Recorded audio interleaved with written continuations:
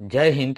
আজকে আলোচনা করব এমন একটি এয়ারবেসকে নিয়ে যার স্ট্র্যাটেজিক ভ্যালু অপরিসীম, যা এলএসি হতে মাত্র 46 কিলোমিটার দূরে অবস্থিত, যেটি ভারতকে ওয়ার সিচুয়েশনে অ্যাডভান্টেজ এজ প্রদান করবে।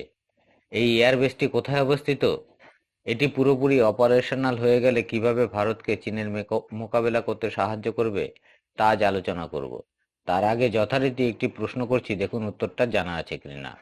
প্রশ্ন হলো, সম্প্রতি ভারত কোন দেশকে ব্রহ্মস মিসাইল ডেলিভারি করেছে? অপশন হলো: A Vietnam, B Philippines, C Indonesia, D Egypt. প্রশ্নের উত্তর দেব পর্বের শেষে। চলুন তবে শুরু করা যাক আজকের প্রসঙ্গ। আজকের আলোচ্য বিষয় হলো নায়ামা এয়ারবেস।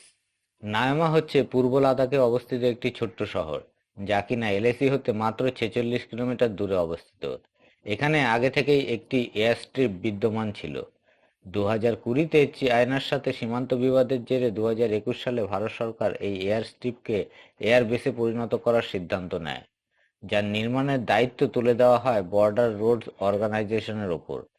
বস্তুত বিআরও এর প্রধান লেফটেন্যান্ট জেনারেল রঘু শ্রীনিবাসন একটি প্রেস মিটিংয়ে জানান যে 2024 সালের অক্টোবরের মধ্যে লাদাখের নায়ামা এয়ারবেসে 2.7 কিলোমিটার রানওয়ে নির্মাণের কাজ শেষ হয়ে যাবে।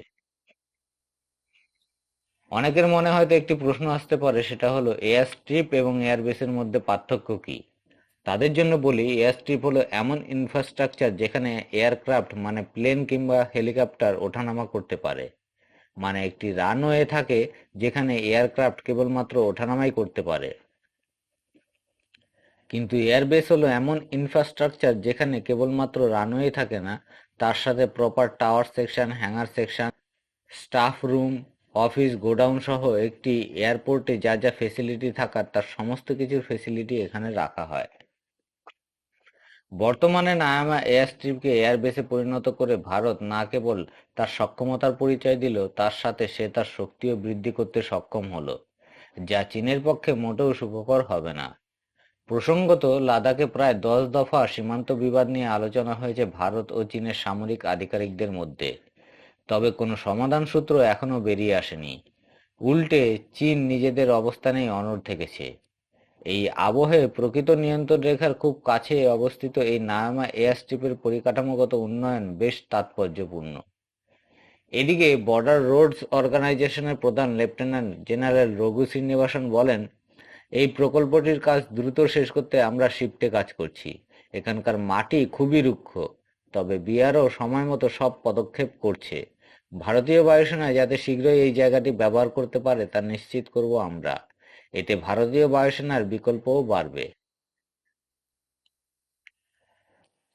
এয়ারস্ট্রিপ আর হাইওয়ে প্রায় একই কাজ করতে পারে, কিন্তু এয়ারবেসে প্রপার হ্যাঙ্গার সেকশন থাকাতে এখানে একাধিক এয়ারক্রাফট মোতায়েন রাখা যায় এবং প্রয়োজন মতো একাধিক এয়ারক্রাফট নিয়ে শত্রুপক্ষকে আক্রমণ করা যায়। এয়ারবেসে আর্মস অ্যান্ড অ্যামুনেশন রাখার জন্য প্রপার গোডাউন থাকাতে যুদ্ধের সময় সাপ্লাই চেন অটুট থাকে।